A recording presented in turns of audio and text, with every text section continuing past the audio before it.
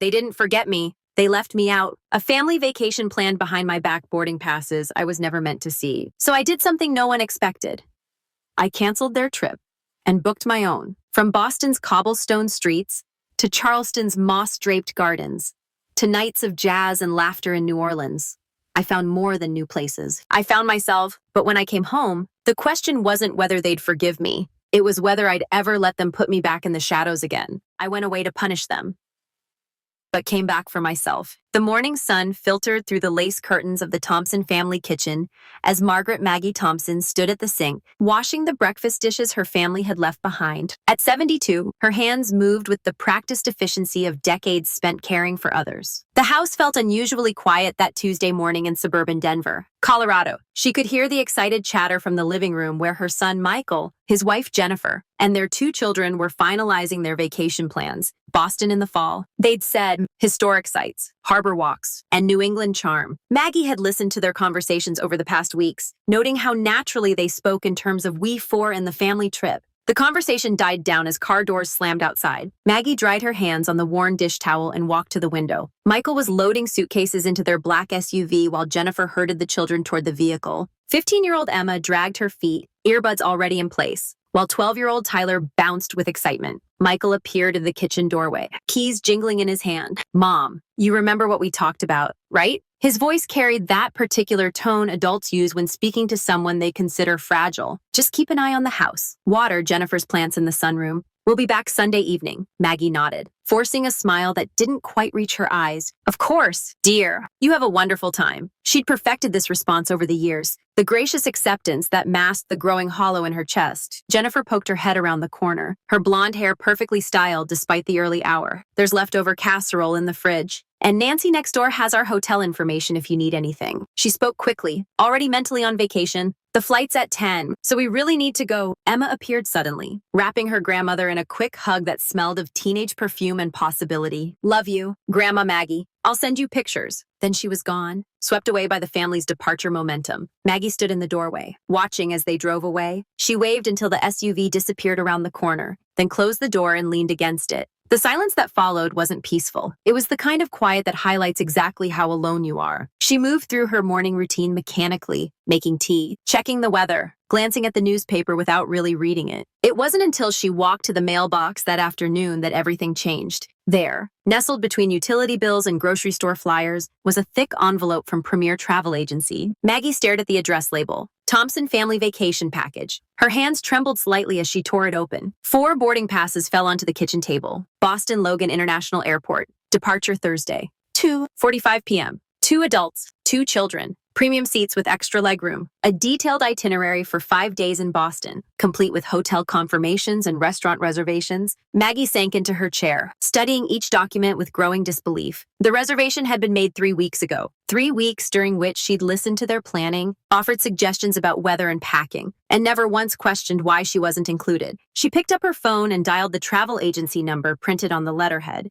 The young woman who answered had a bright, professional voice that made Maggie feel ancient by comparison. Premier Travel. This is Ashley speaking. How can I help you today? I need to cancel a reservation, Maggie said, her voice steadier than she felt. Thompson family. Departure. Thursday to Boston. Oh, let me pull that up for you. Keyboards clicked in the background. I see the reservation. May I ask the reason for cancellation? We might be able to reschedule instead. Maggie closed her eyes. No rescheduling necessary. Just cancel it completely. I have to warn you, Mrs. Thompson. With such short notice, the cancellation fees will be substantial. You'll lose about 60% of what you paid. That's fine. The words came out sharper than Maggie intended. Just cancel it. After hanging up, she sat in the growing afternoon shadows, staring at the boarding passes scattered across the table like evidence of a crime. Her chest felt tight, not with anger exactly, but with something deeper. Recognition. Perhaps the final, undeniable proof that she had become invisible in her own family's eyes. That evening, she called Nancy Rodriguez, her neighbor of 15 years. Nancy's warm voice immediately filled with concern when Maggie asked if she could water the plants for a few days. Of course. Honey, are you going somewhere? Nancy's curiosity was gentle, the kind that comes from genuine caring rather than nosiness. I'm thinking about taking a little trip,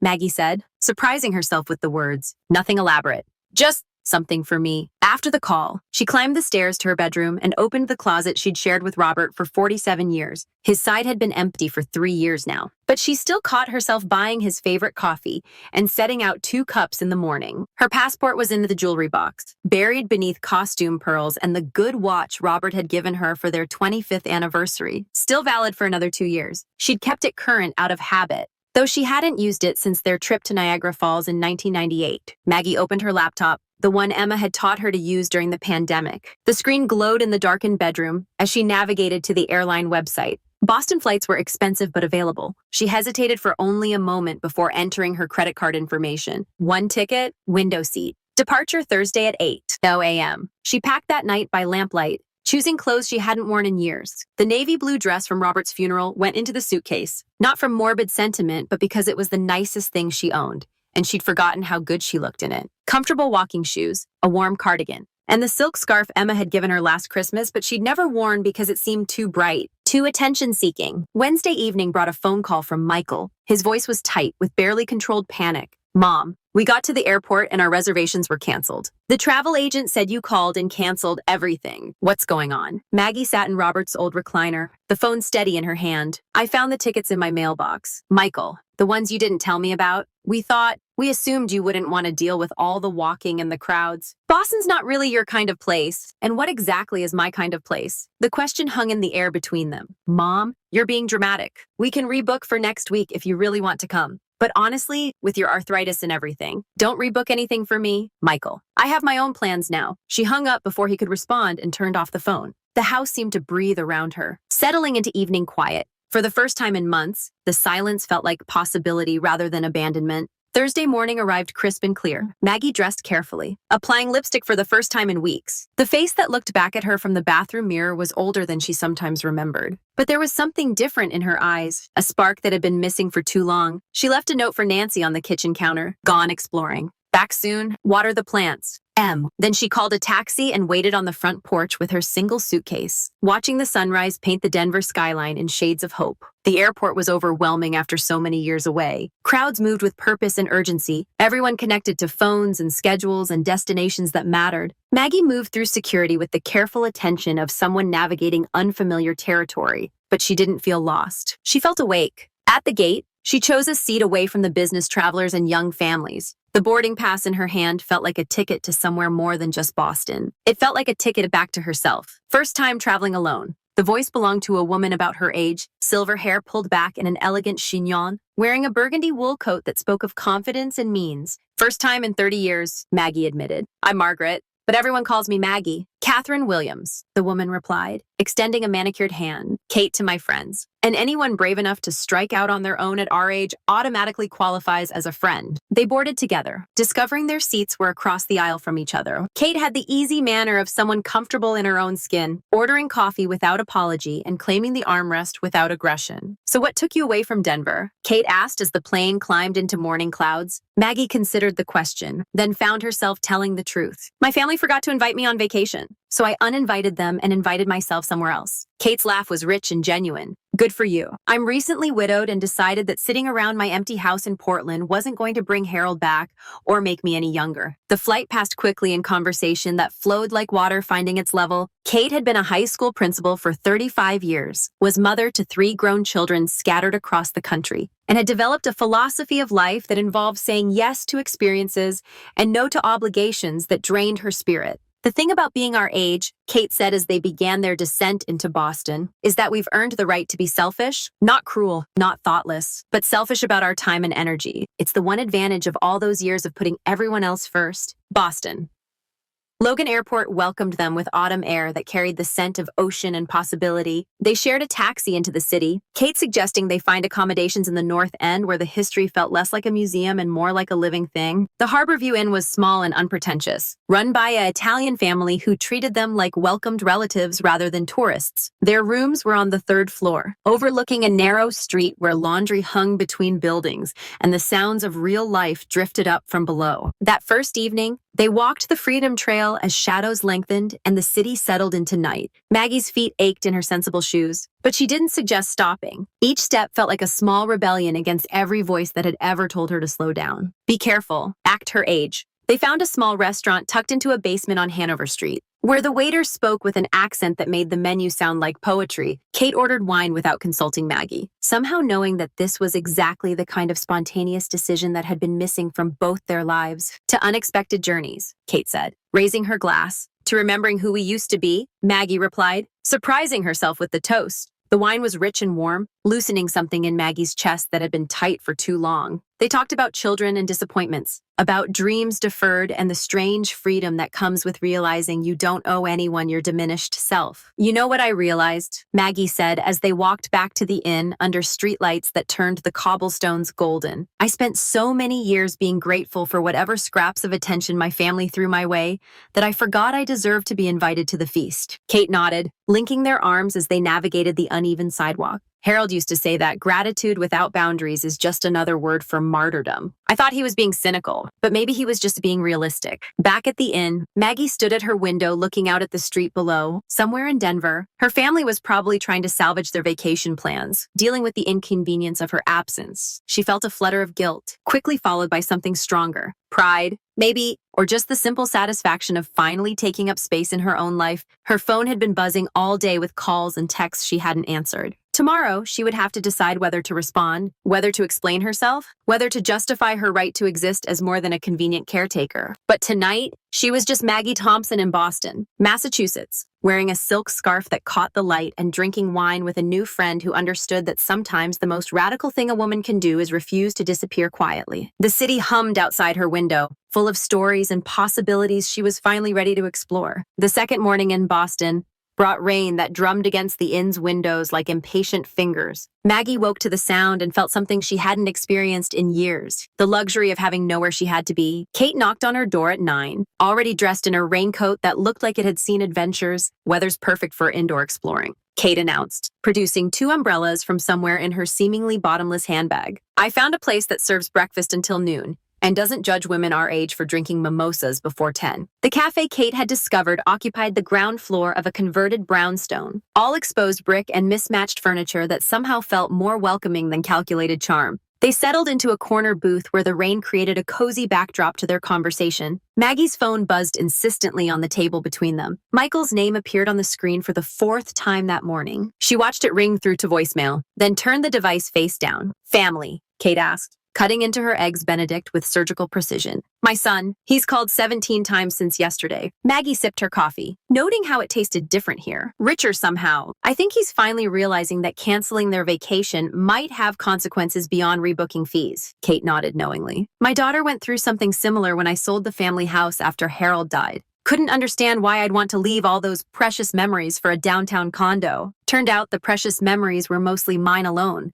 and I was tired of being their curator. After breakfast, they wandered through the Museum of Fine Arts, moving slowly through galleries where Kate's trained educator's eye pointed out details Maggie had never learned to see. In the American wing, they stopped before a sargent portrait of an elderly woman in black silk, her hands folded in her lap but her eyes holding secrets. She looks like she knows something the painter doesn't, Maggie observed. That's the advantage of our age, Kate replied. We've learned that the most interesting stories happen in the spaces between what people think they see. By afternoon, the rain had cleared, leaving Boston washed clean and gleaming. They took the T to Cambridge, Kate navigating the subway system with the confidence of someone who had never accepted that getting older meant getting more cautious. Harvard Square bustled with students and street musicians, the energy infectious even for 2 women who could remember when these students' parents were young. They found a bookstore that sold used poetry collections and new journals, where Maggie impulsively bought a leather-bound notebook. For what? Kate asked, watching her friend run her fingers over the smooth cover. I don't know yet, Maggie admitted,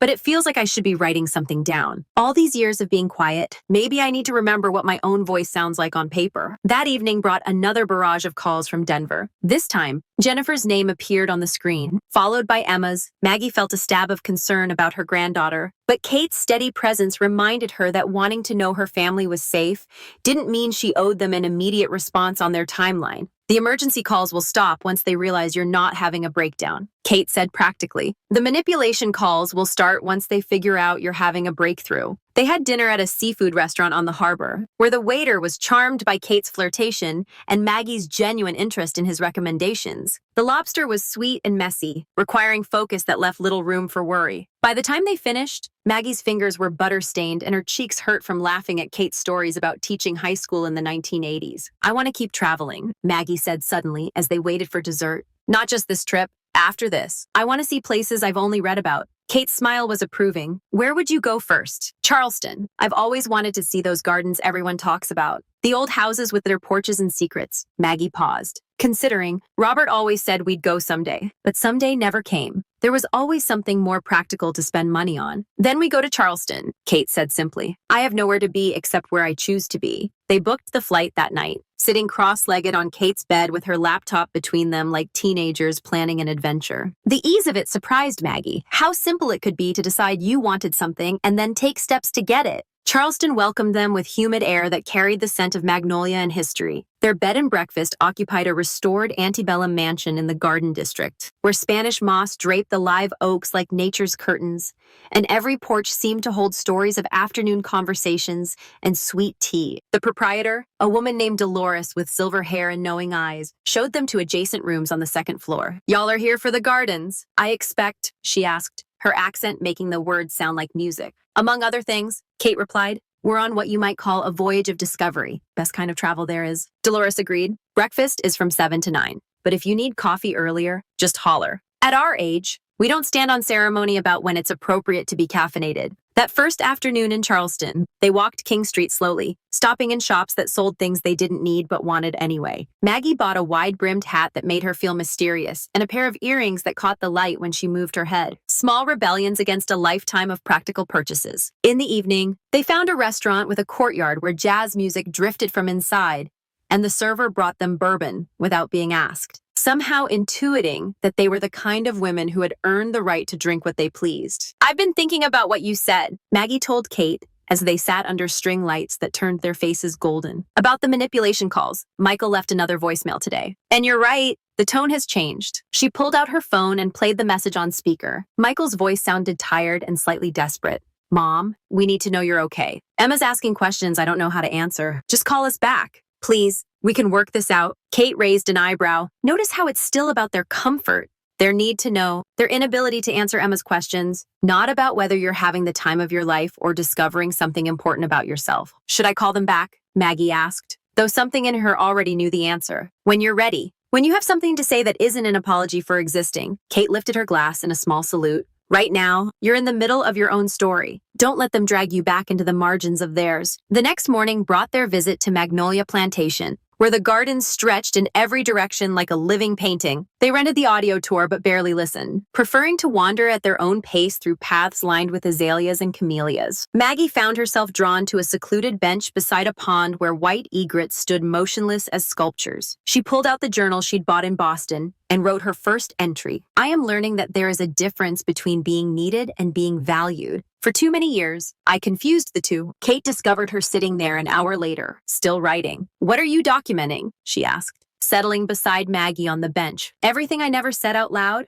Maggie replied, not looking up from the page. Turns out there's quite a lot of it. That afternoon, Emma finally reached her. The phone rang while they were having lunch at a cafe with outdoor seating, and Maggie saw her granddaughter's name on the screen. This time, she answered, Grandma Maggie. Emma's voice was small, uncertain. Are you okay? Dad's been freaking out. And Mom keeps saying you're going through something. I'm in Charleston, sweetheart, Maggie said, Kate nodding encouragement across the table, looking at the most beautiful gardens you can imagine. The Spanish moss here hangs like curtains, and there are birds I've never seen before. You're in Charleston, like South Carolina, Charleston. Emma's voice brightened with curiosity rather than concern. That's so cool. Are you by yourself? I made a friend. Her name is Kate. And she's teaching me that it's never too late to surprise yourself. Maggie watched a horse-drawn carriage pass by, tourists craning their necks to see the historic mansions. How are you? Baby, really? I'm okay, but Grandma, why didn't you just tell Dad you wanted to come on vacation with us? He would have said yes if you'd asked. The question hung in the humid air, simple and complicated at the same time. Oh, Emma, Maggie said softly. I shouldn't have to ask to be included in my own family. And more importantly, I realize I don't need anyone's permission to live my own life. They talked for 20 minutes about school and boys and Emma's art projects, normal grandmother-granddaughter conversation that felt precious because it was happening on Maggie's terms, in her own time, from a place she had chosen to be. After they hung up, Kate raised her iced tea and a toast. How did that feel? Like I might actually be someone's grandmother instead of just someone's obligation. Maggie replied. She didn't sound scared or worried. She sounded proud, like maybe she thinks what I'm doing is brave instead of crazy. Smart girl. Kate observed. She's probably the only one in your family who understands that sometimes the most loving thing you can do is refuse to enable their laziness about loving you back. They spent 3 days in Charleston, walking the historic district until their feet ached, taking a carriage tour that taught them about architecture and scandal in equal measure, and eating she crab soup that tasted like the ocean had been distilled into comfort food. On their last evening, they dressed up for dinner at a restaurant overlooking the harbor. Maggie wore the navy dress and the light-catching earrings, feeling elegant in a way she'd almost forgotten was possible. Kate wore black silk and pearls, looking like a woman who had never doubted her right to take up space in the world. I've been thinking about Savannah, Kate said over appetizers that were too beautiful to eat quickly. It's not far from here, and I've heard the music scene is incredible. Jazz and blues in bars that have been serving drinks since before we were born. I've never been to a jazz club, Maggie admitted. Robert wasn't much for music that didn't have words he could understand. Then we absolutely have to go, Kate declared. Every woman should experience being serenaded by a saxophone at least once in her life, preferably while drinking something expensive and wearing earrings that announce she's not apologizing for anything. They took the train to Savannah the next morning, watching the Georgia countryside roll past through windows that framed the journey like a moving photograph. Maggie felt herself settling into a rhythm of spontaneity that would have terrified her a week ago, but now felt as natural as breathing. The train car was nearly empty, just them and a handful of other travelers who looked like they understood that sometimes the journey was more important than the destination. Maggie opened her journal and wrote, I am learning to trust my own desires. They have been buried so long I almost forgot they existed. But they are still there, patient as seeds waiting for the right season to grow. Savannah greeted them with cobblestone streets and squares draped in Spanish moss, where every corner seemed to hold the promise of a story worth hearing. Their hotel was a converted mansion in the historic district, with rooms that had 12-foot ceilings and windows that opened onto balconies overlooking the tree-lined streets. That first evening, they found the jazz club Kate had read about, a basement establishment where the music was as smooth as the bourbon and the lighting was forgiving to women who had lived long enough to earn every line on their faces. They sat at a small table near the stage, close enough to see the musicians' faces as they played. The saxophone player was a black man in his 60s, his fingers moving over the keys with the fluidity of someone who had found his calling early and never let it go. When he played Georgia on My Mind, Maggie felt something loosen in her chest, a knot of tension she hadn't realized she'd been carrying for decades. This is what I wanted to remember, she told Kate during the break between sets, not the hurt or the anger, but this feeling, like I'm exactly where I'm supposed to be, doing exactly what I want to do. Kate smiled, her face soft in the amber light. Then remember it. Write it down when we get back to the hotel. Make it real by putting it into words. The music started again, a slow blues number that seemed to reach into the room and pull out everyone's secrets. Maggie closed her eyes and let it wash over her, feeling more present in her own life than she had in years. When she opened them, she found Kate watching her with approval. You look different, Kate observed quietly, like you're inhabiting yourself instead of just occupying the space you think you're allowed to have. Back at the hotel, Maggie wrote until her hand cramped, filling pages with observations and revelations that seemed to pour out of her like water from a broken dam. She wrote about the music and the moss-draped trees, but mostly she wrote about the woman she was discovering herself to be when no one was asking her to be smaller, quieter, more convenient. Her phone showed 6 missed calls from Michael and 3 from Jennifer, but for the first time since leaving Denver, she felt no urgency to respond. Tomorrow, maybe, or the next day. Her timeline, her choice. Her life finally feeling like it belonged to her again. The third morning in Savannah brought a different quality of light, softer and more golden than anything Maggie had experienced in Denver's thin mountain air. She woke to the sound of church bells echoing across the historic squares and felt a strange sense of homecoming, as if some part of her had been waiting her entire life to hear those particular bells at exactly this moment. Kate was already awake, sitting on her balcony with coffee and what appeared to be a handwritten letter. When she saw Maggie emerge from her room, she held up the envelope with a wry smile. Harold's sister, Kate explained. Apparently, my extended family has opinions about my gallivanting around the country like a teenager instead of settling into widowhood appropriately. She set the letter down without finishing it. Some people think grief should look like giving up on joy. I think Harold would be disappointed in me if I did that. They had breakfast in the hotel's courtyard, where morning glories climbed the brick walls and a fountain played soft music with the water. The other guests were mostly couples, some young and wrapped up in each other, others older and comfortable in the silence of long marriage.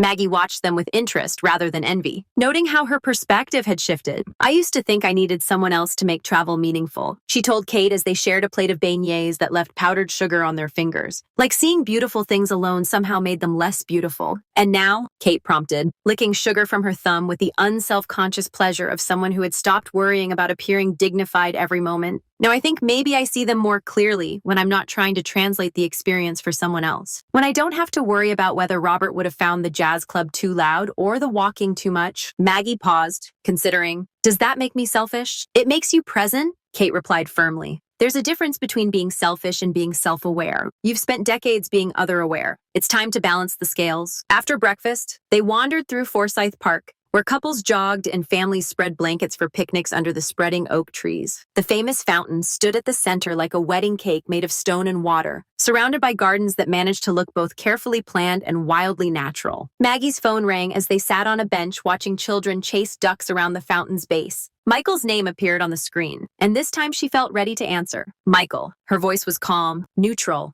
Mom. Thank God. We've been worried sick. Where are you? His words tumbled over each other with relief and frustration. Jennifer tried calling the police in Denver, but they said you're not technically missing since you left a note. I'm in Savannah, Georgia, Maggie said, watching a little girl in a yellow dress squeal with delight as ducks surrounded her. Hoping for breadcrumbs. It's beautiful here. The architecture is stunning. And last night I heard live jazz for the first time in my life. There was a pause that stretched long enough for Maggie to hear traffic in the background and realize Michael was probably calling from his office. Savannah. Mom, what are you doing in Georgia? How did you even get there? I took a train from Charleston, where I spent 3 days touring historic homes and gardens. Before that, I was in Boston, where I met my traveling companion Kate at the airport. Maggie spoke matter-of-factly, as if reporting the weather. We're thinking of going to New Orleans next. Mom, this is... Michael's voice carried the particular strain of someone whose world had suddenly become unpredictable. This isn't like you. You don't just take off across the country without telling anyone. What if something happens? What if you get sick? Then I'll handle it,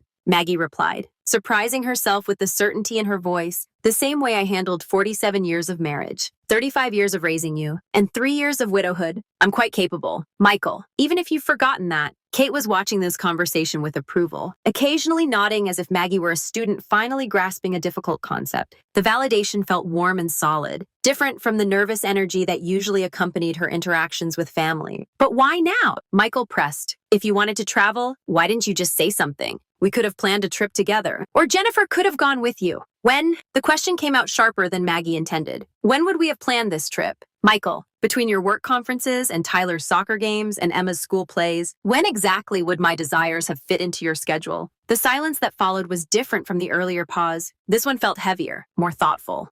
We didn't realize you felt left out. I didn't feel left out, Maggie corrected. I was left out. There's a difference between feelings and facts. And the fact is that you planned a family vacation without including me in the family. After she hung up, Kate handed her a bottle of water and a tissue she hadn't realized she needed. How was that? Terrifying and liberating in equal measure, Maggie admitted. I don't think I've ever spoken to him that directly about anything important. We've always danced around difficult topics like they were landmines. And how did it feel when you stopped dancing? Maggie considered the question as they walked deeper into the park, where the paths wound between live oaks so old their branches touched the ground and rose again, creating natural archways. Like I might actually be his mother instead of just someone who used to be useful to him. They spent the afternoon exploring the city's squares, each one unique in its character and charm. In Chippewa Square, they sat on the bench made famous by a movie Maggie had watched with Emma, and she found herself thinking about all the stories that must have been told on park benches just like this one. Stories of love and loss, of dreams achieved and abandoned, of women finding their voices later than they'd planned but not too late to matter. That evening, they returned to the jazz club, but this time Maggie felt like she belonged there instead of just visiting. The same saxophone player was performing, and when he saw them at their table from the night before, he nodded in recognition. During his break, he approached their table. Y'all enjoying your time in Savannah? His voice was warm molasses, seasoned with decades of late nights and good music. More than we expected, Kate replied. Your music last night inspired my friend here to start writing again. He looked at Maggie with interest. What kind of writing? I'm not sure yet, Maggie admitted. I bought a journal in Boston, and I've been filling it with observations, I guess. Things I've noticed about myself when I'm not trying to be what everyone else expects. That's the best kind of writing, he said seriously. The kind that surprises the writer. Music's the same way. The best songs come when you stop trying to play what people want to hear and start playing what needs to be played. After he returned to the stage, Maggie pulled out her journal and wrote by the dim light of the table candle. Today I told my son the truth about feeling forgotten, and the world didn't end. Instead, it felt like it might finally be beginning. The next morning brought a call from Emma, whose voice sounded different, older somehow, more thoughtful. Grandma Maggie, Dad told me about your conversation yesterday. He seemed pretty shaken up. How are you, sweetheart? Maggie asked, stepping onto her balcony where the morning light filtered through Spanish moss like nature's lace curtains. I'm okay, but I've been thinking about what you said about not needing permission to live your own life. Emma paused, and Maggie could hear the careful consideration in her silence. I think maybe I understand why you left. You weren't trying to hurt us or punish us. You were trying to save yourself. Emma's words came slowly, as if she were discovering them as she spoke. And maybe you were trying to teach us something about how we've been treating you. Maggie felt tears prick her eyes, not from sadness, but from the deep relief of being understood. Oh, Emma, you see things so clearly. I want to be like you when I'm older, Emma said quietly. I want to be brave enough to go places and do things and not apologize for taking up space in my own life. You already are like that, Maggie assured her. You just need to remember not to let anyone convince you to be smaller than you are. After the call, Maggie found Kate in the hotel lobby, studying a guidebook with the intensity of a general planning a campaign. New Orleans, Kate asked without looking up. New Orleans, Maggie confirmed.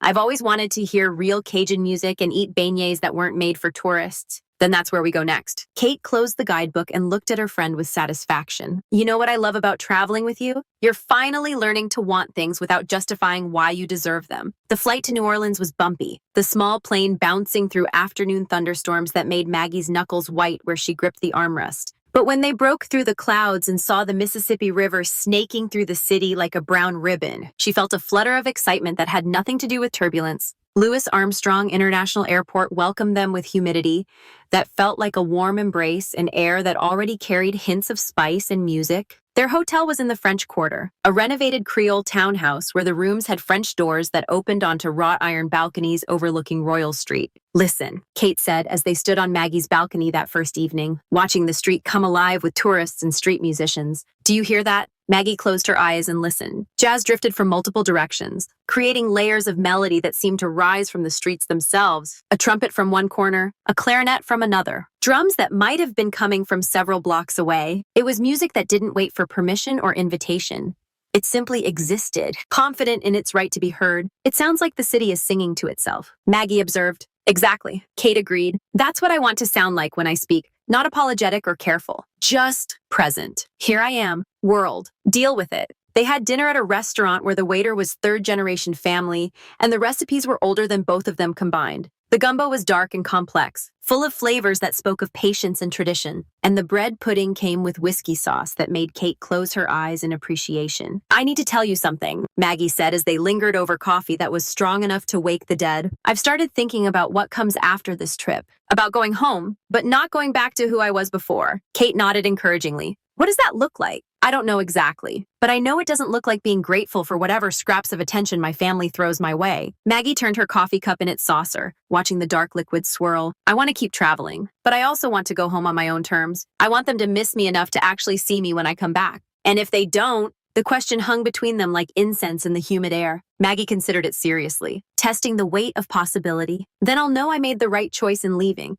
and I'll keep making choices that honor who I'm becoming instead of who I used to be. That night, they walked through the quarter, past bars where music spilled onto the sidewalks and restaurants where the scent of garlic and Holy Trinity vegetables made their mouths water despite their full stomachs. On Bourbon Street, they stopped at a club where a woman about their age was singing blues that seemed to reach into the room and pull out everyone's secrets. The singer's voice was gravelly with experience, and her eyes held the kind of wisdom that comes from surviving whatever life throws at you and finding beauty in the surviving. When she sang about women who had loved too little and men who had promised too much, Maggie felt every word in her bones. During the break, the singer approached their table, recognizing kindred spirits in the way that women of a certain age recognize each other. "Y'all aren't from around here," she observed with a smile that transformed her face. "Colorado and Oregon," Kate replied. "We're on what you might call a journey of self-discovery." "Best kind of journey there is," the singer said, settling into the empty chair at their table without invitation. "I'm Delilah. Been singing in this club for 15 years, ever since my husband passed,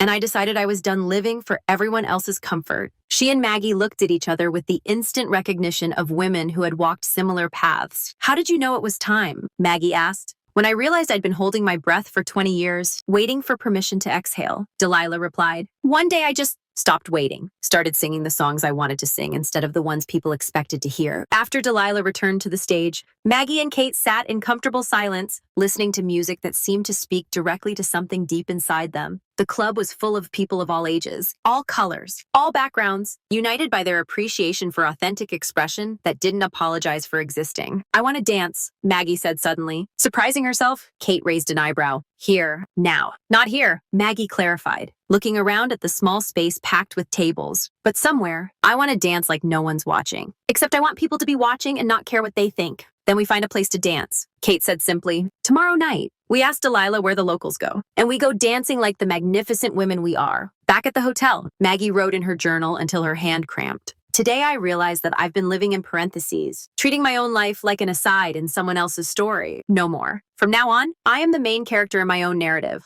and main characters don't apologize for taking up space on the page." She set the journal aside and called Emma, not caring that it was past 10 o'clock. Her granddaughter answered on the second ring, and Maggie could hear music in the background. "Grandma Maggie, is everything okay?" "Everything is perfect," Maggie said, stepping onto her balcony where the sounds of the French Quarter drifted up like urban lullabies. "I'm in New Orleans, and tomorrow night I'm going dancing. I wanted you to know that your grandmother is having the time of her life." Emma's laugh was bright with delight. "That's amazing. I want to hear all about it. And Grandma, I'm proud of you. I know I said it before, but I mean it. You're showing me what it looks like to be brave." After they hung up, Maggie stood on the balcony listening to the city sing itself to sleep. Somewhere in Denver, her family was learning to navigate her absence. Somewhere in the future, she would have to decide how much of her old life she wanted to reclaim and how much she was ready to leave behind. But tonight, she was Maggie Thompson in New Orleans, Louisiana, planning to go dancing with a friend who understood that sometimes the most radical thing a woman can do is refuse to dim her own light for the comfort of others. The jazz from the street below seemed to be playing just for her, a soundtrack to her own becoming. The dancing happened on their second night in New Orleans, at a place Delilah had recommended called the Blue Moon. It occupied the second floor of a converted warehouse in the Marigny, where locals went to move to music that had soul instead of manufactured excitement. Kate wore a dress the color of midnight, and Maggie chose the navy blue from Robert's funeral. But this time it felt like armor instead of mourning clothes. The club pulsed with rhythm that seemed to rise from the floorboards themselves. A live band played a mixture of jazz, blues, and something indefinably New Orleans that made even the wallflowers want to move. Maggie stood at the edge of the dance floor for exactly 3 minutes before Kate grabbed her hand and pulled her into the crowd. "I don't know how," Maggie protested, but her feet were already finding the beat. "Nobody knows how until they do," Kate replied, spinning with the grace of someone who had remembered that joy doesn't require perfection, only participation. Maggie danced. Not well, not gracefully, but completely. She danced through songs that made her think of Robert and songs that made her forget he was gone. She danced with strangers who smiled and stepped away, with Kate who laughed and spun her in circles, and finally by herself in the center of the floor, arms raised to music that seemed to be playing just for her. A young man with kind eyes asked her to dance during a slow song, and she said yes without hesitation. He led her through steps she hadn't attempted in decades, and when the song ended, he thanked her like she had given him a gift instead of the other way around. "What made you decide to come out tonight?" he asked as they stood at the edge of the floor, both slightly breathless. "I realize I've been sitting on the sidelines of my own life," Maggie replied, watching Kate charm a bartender into making her something off menu. "Tonight I decided to get back in the game." They stayed until last call, dancing and laughing and feeling like women who had remembered something important about themselves. Walking back to their hotel through streets that sparkled with late-night energy, Maggie felt more alive than she had in years. "That," Kate declared as they climbed the stairs to their rooms, "was exactly what our souls needed. I want to remember this feeling forever," Maggie said, already reaching for her journal before she'd even closed her door. She wrote until dawn crept through her windows. "Tonight I danced like a woman who had never been told to be quiet, never been asked to be smaller, never been convinced that her joy was somehow inappropriate for her age. Tonight, I was who I was always meant to be, before I learned to apologize for existing. The call came the next morning while they were having coffee and beignets at Café du Monde. Michael's name appeared on Maggie's phone, and something in his tone when she answered told her this conversation would be different. Mom, I need to say some things, and I need you to let me finish before you respond. Okay. Maggie settled back in her chair, watching tourists take pictures of themselves covered in powdered sugar while Kate pretended to read her guidebook but obviously listened to every word. I've been thinking about what you said in Savannah, about being left out instead of feeling left out. You were right. Michael's voice carried a weight she hadn't heard before. We didn't forget to invite you. Mom, we actively decided not to include you, and we told ourselves it was for your own good. Maggie said nothing, letting the admission hang in the humid air between New Orleans and Denver. Jennifer and I, we've gotten comfortable treating you like a convenience instead of a person, like someone who would always be there. Always be grateful for whatever attention we threw your way. Always be satisfied with the role we assigned you. He paused, and she could hear him gathering courage for what came next. We were wrong, and we're sorry, and we miss you. What do you miss about me? Michael. The question surprised them both with its directness. Another pause, longer this time. I miss having someone who remembers all my stories. Who knows why I don't like birthday cake and why I always check the locks twice before bed. I miss having someone who's proud of me just for being me, not for what I accomplish or provide. His voice cracked slightly. I miss my mom, not my babysitter or my backup plan. I miss you. Kate had given up pretending to read and was now watching Maggie with obvious approval as tears slipped down her friend's cheeks. I'm not the same person who left Denver, Maggie said finally. I've learned things about myself these past weeks. I've remembered who I was before I became everyone else's solution to their problems. Good, Michael said, and she could hear real relief in his voice. I want to meet that person. I want to get to know my mother as herself, not as the role she's been playing for our benefit. They talked for another 20 minutes about practical things. When she might come home, what that might look like, how they could start building something different between them. When she hung up, Kate reached across the table and squeezed her hand. How do you feel? Cautiously hopeful, Maggie replied, and ready to go home, but not ready to go back to who I was before. They spent 2 more days in New Orleans, wandering through this garden district where mansions told stories of old money and older secrets, taking a cooking class where they learned to make gumbo from a chef who treated the roux like a meditation practice, and riding the streetcar to places that felt both foreign and familiar. On their last night, they returned to Delilah's club, where the singer recognized them and dedicated a song to the brave women at Table 7 who remembered how to dance. The song was about coming home changed, about the courage it takes to grow, when growth means leaving familiar things behind. Nashville was Kate's idea. One more stop, she suggested as they planned their route home. I've always wanted to hear real country music in the place where it was born. And you said you wanted to see places Robert never got to take you. The flight to Nashville felt different from their previous travels, tinged with the awareness that their journey was winding down. They talked less and observed more, as if trying to memorize details they might need later when they were back in their separate, ordinary lives. Their hotel was downtown, within walking distance of the honky-tonks on Broadway, where music spilled from every doorway and street performers competed with traffic noise. But it was the quieter venues that drew them, the places where singer-songwriters told stories that felt like conversations with old friends. At the Bluebird Cafe, they sat in a circle with other listeners while musicians played songs that seemed to reach into the room and pull out everyone's secrets. One woman sang about loving someone who left too soon, and Maggie found herself thinking about Robert, not with the sharp grief she'd carried for 3 years, but with gentle gratitude for the good parts of their life together. He would have liked this, she told Kate during the break between sets. Not the travel or the spontaneity, but the music. He always said real country music was just people telling the truth with guitars. What would he think about who you've become? Kate asked gently. Maggie considered the question seriously. I think he'd be proud that I finally stopped settling for less than I deserved. And maybe a little sorry that it took his absence for me to remember I was worth more than I was accepting. That night, she called Emma, wanting to hear her granddaughter's voice before she lost her nerve about going home. Grandma Maggie, Dad said you're coming home soon. I can't wait to see you. Emma's enthusiasm was infectious, reminding Maggie of all the reasons she had for returning. I want to show you something when I get back, Maggie said, looking out her hotel window at the Nashville skyline. I've been keeping a journal of this trip, writing down all the things I've learned about myself. Maybe we could start one for you too. Really? What kind of things would I write about? Whatever you want.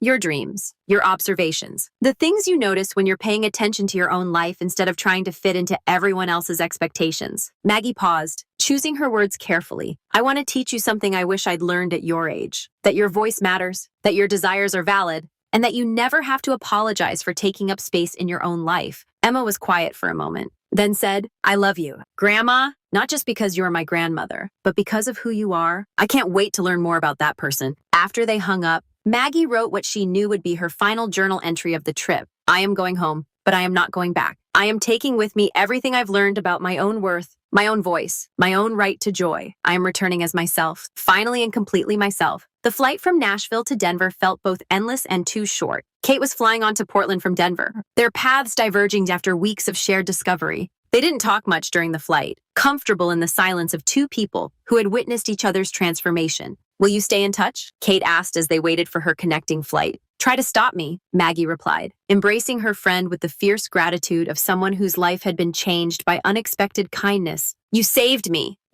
not from my family or my circumstances, but from the person I was becoming when I forgot I had choices. You saved yourself, Kate corrected. I just happened to be there when you were ready to remember who you really were. The Denver airport felt smaller than Maggie remembered, less overwhelming now that she was arriving as someone who belonged in the world instead of someone grateful to be tolerated in it. Nancy Rodriguez was waiting at baggage claim, her familiar face lit with genuine pleasure at seeing her neighbor and friend. Look at you, Nancy said, studying Maggie's face with the discerning eye of someone who had known her for 15 years. You look, I don't know, bigger somehow, like you're taking up more space. I am, Maggie confirmed, accepting Nancy's hug with the easy affection of someone who no longer needed to earn her place in other people's lives. I'm taking up exactly as much space as I deserve, which turns out to be more than I was allowing myself. The drive home was filled with Nancy's questions and Maggie's stories, a natural give and take that reminded her how much she had missed genuine conversation during her years of careful, minimal responses designed not to burden anyone with her actual thoughts or feelings. Her house looked smaller than she remembered, but not in a disappointing way. It looked manageable, like a place where she could build the life she wanted instead of the life she thought she should want. She unpacked slowly, placing souvenirs and memories around rooms that suddenly felt like hers again,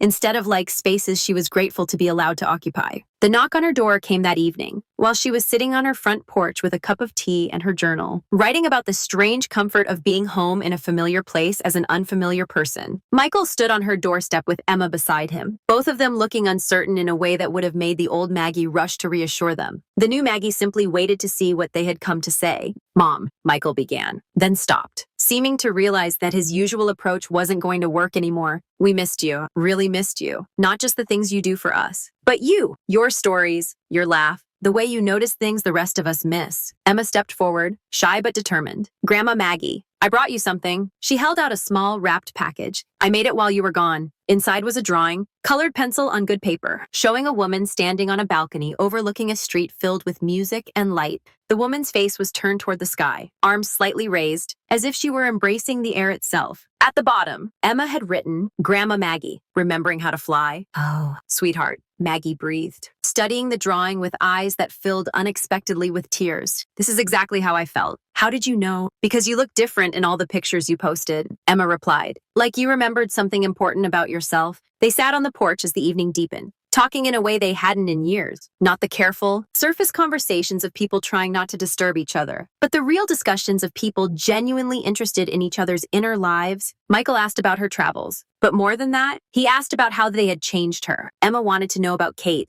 about dancing in New Orleans, about what it felt like to write in a journal every day. The questions were thoughtful, respectful, curious in the way that people are curious about someone they actually want to know. I need to ask you something, Michael said as the evening wound down. When you're ready, not now, not until you want to, would you consider traveling with us sometime? Actually with us, as part of the family, not as the person who stays home to watch the house. Where would we go? Maggie asked, not committing but not dismissing either. Anywhere you want, Emma said quickly. Maybe somewhere you haven't been yet. Somewhere we could all discover together. I'd like that, Maggie said finally. When I'm ready? When I'm sure you understand that I'm not the same person who used to be grateful for whatever attention you had left over after taking care of yourselves. We understand, Michael said, and something in his voice suggested he really might. We want to get to know this version of you, the one who goes dancing and writes in journals and calls herself by her own name instead of just Mom and Grandma. After they left, Maggie sat on her porch until the stars came out, writing the final entry in her travel journal. I went away to punish them for forgetting me,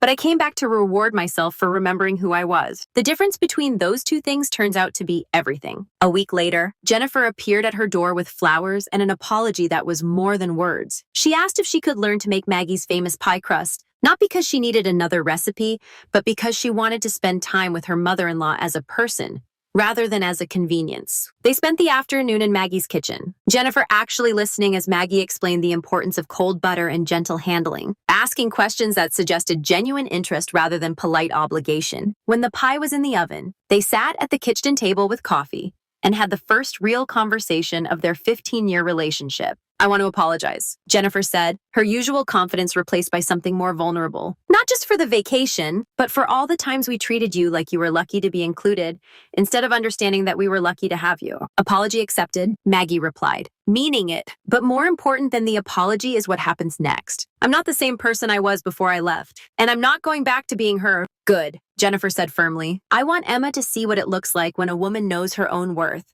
and insists other people recognize it too. The phone calls from Kate became a weekly ritual. Two women comparing notes on their ongoing projects of living authentically. Kate had enrolled in a pottery class and was dating a man she'd met at the library. Maggie had joined a book club and was considering taking a photography course. The difference, Maggie told Kate during one of their conversations, is that I'm not doing these things to fill time or because I think I should. I'm doing them because I want to, because they interest me, because I finally believe I deserve to spend my time on things that bring me joy. And how's the family adjusting to the new you? Kate asked. Slowly but surely, Maggie replied, looking out her window at the garden she was redesigning, with flowers she loved instead of plants chosen for their practicality. They're learning to see me as a person instead of a service provider. It's awkward sometimes, but it's real in a way our relationships never were before. 3 months after her return, Emma asked if she could spend a weekend at Maggie's house, not because she needed babysitting, but because she wanted to learn more about her grandmother's stories and maybe start her own journal. They spent Saturday morning writing side by side at the kitchen table, Emma documenting her thoughts about school and friends and dreams while Maggie worked on what had become a daily practice of recording observations about her continuing evolution. Grandma Maggie, Emma said during a break in their writing, what's the most important thing you learned while you were traveling? Maggie set down her pen and looked at her granddaughter, this young woman who was watching her with genuine curiosity and respect. I learned that I spent most of my life waiting for permission to be myself, permission to want things, to take up space, to matter as much as everyone else around me, and I learned that the person whose permission I was waiting for was me. Will you teach me how to give myself permission? Emma asked. Oh, sweetheart, Maggie said, reaching across the table to cover her granddaughter's hand with her own. You already know how. You just need to remember not to let anyone convince you to forget.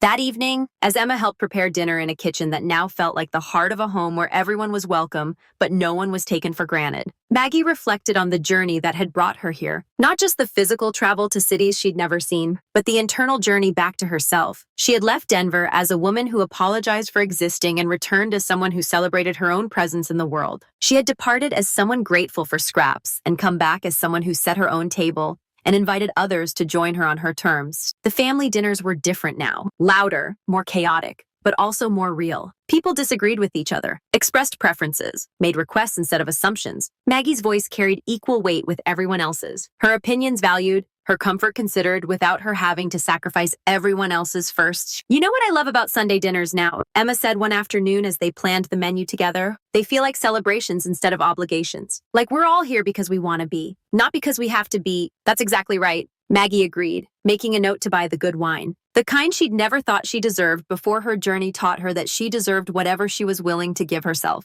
The best gatherings happen when everyone chooses to be there. As autumn settled over Denver with its familiar palette of gold and crimson, Maggie often found herself on her front porch in the evenings, watching neighbors walk their dogs and children ride bicycles, feeling connected to the ordinary magic of daily life in ways she'd never experienced during her decades of background existence. Kate called one evening while Maggie was sitting outside with her journal. The page is now full of observations about home as a place of growth rather than stagnation. I've been thinking about our next adventure, Kate announced without preamble. What would you think about Europe in the spring? Real European travel, not the kind where you see everything through a bus window. Maggie felt the familiar flutter of excitement that had become her new response to possibility. Where would we go? Wherever we want, Kate replied. We've proven we're good at figuring things out as we go. Plus, I have a theory that women our age are invisible enough to get away with anything, and I'd like to test that theory in Paris. Let me think about it, Maggie said, though she already knew her answer. I'll need to make sure my family understands that I'm choosing to travel, not running away from them. And if they don't understand, Maggie looked through her front window at the home she'd made into a place where she could be fully herself. Then at the journal in her lap, filled with evidence of her continuing becoming. Then at the street before her, full of ordinary people living their complicated, beautiful lives. Then I'll go anyway, she said finally, because I've learned that I don't need anyone's understanding to live my own life. Understanding is nice, but it's not required for me to choose joy. After they hung up, Maggie wrote what felt like a conclusion to the story that had begun with boarding passes she'd never seen. I am home, but I am not the same person who left. I am a woman who knows her own worth, speaks her own truth, and takes up exactly as much space in the world as she deserves. Which, it turns out, is exactly as much as anyone else. I am no longer grateful for scraps, because I have learned to feast on the fullness of my own life. She closed the journal and went inside to make tea, humming a song she'd heard in New Orleans, moving through her house with the confidence of someone who belonged there not because she was tolerated, but because she had chosen it as the place where she would continue becoming whoever she was meant to be. The journey had ended, but the journey was also just beginning.